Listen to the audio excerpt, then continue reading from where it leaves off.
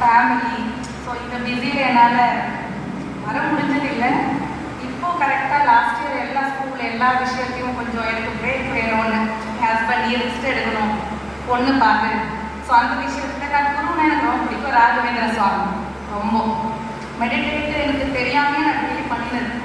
சும்மா சைலண்ட்டாக நிறைய ஹெல்ப்பு, யாருக்கெல்லாம் கஷ்டமோ முதல்ல போய் விற்பேன். ஆனால் எனக்கு கஷ்டம் வரும்போது யார் இருக்கா எனக்கு தெரியல.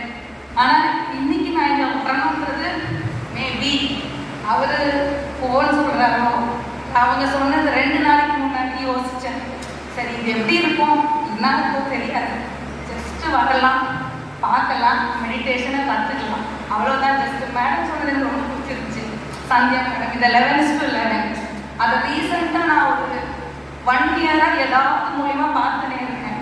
அப்போ நான் நினைப்பேன் ஏதோ ஒரு மேஜிக்கோ இல்லை ஸ்பிரிச்சுவலோ இல்லை கடவுளோ எனக்கு முருகர் பிடிக்கும். ஸோ அவர் சொல்லும் போது என் மைண்டில் வந்தது இது இங்கே வர்றதுக்காக தான் அந்த நம்பரை ரிப்பீட்டடாக பார்த்தணும். ஸோ அவர் சொன்ன மாதிரி அவர் பேர் ஜெயபாலன் சார், இந்த சான்ஸ் வந்து எப்பவுமே தானாக தான் வர, நாமளாக கிரியேட் பண்ணணும். அந்த சான்ஸை கிரியேட் பண்ண என்ன அவர் இங்கே அனுப்பிச்சிருக்காரு, அந்த சான்ஸை நான் இங்கே வந்திருக்கேன். அவங்க கொஞ்சமாக பேசணும்னு சொன்னாங்க. நிறைய பேரோட இது மைண்ட் சுந்தர் சார் சொன்னது ரொம்ப பிடிச்சிச்சு எனக்கு.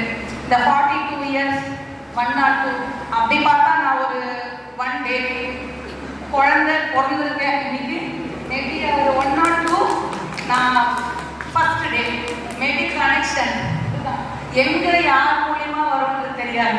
ரஜினிகாந்த் பிடிக்கும், அவருடைய ரீசெண்டாக இந்த சான்ஸ்ன்ற டைலாக் யூடியூபரும் கூட.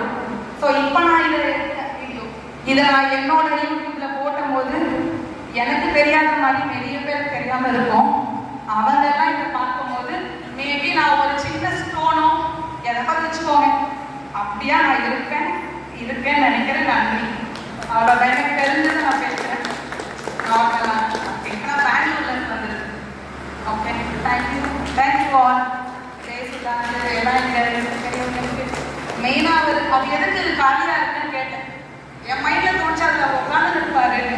அவங்க அதே சொன்னாங்க, அங்கே தான் இருப்பார். எனக்கு தெரியுதுன்னு, எனக்கு தெரியல, மேபி தெரியலாம். இது ஒரு ஃபர்ஸ்ட் டே ஃபர்ஸ்ட் எக்ஸ்பீரியன்ஸ். நான் பேசுறதுக்கு அவர் தான் காரணம், நான் வந்ததுக்கும் அவர் தான் காரணம். இதில் நீங்கள்லாம் எனக்கு ஒரு அம்மா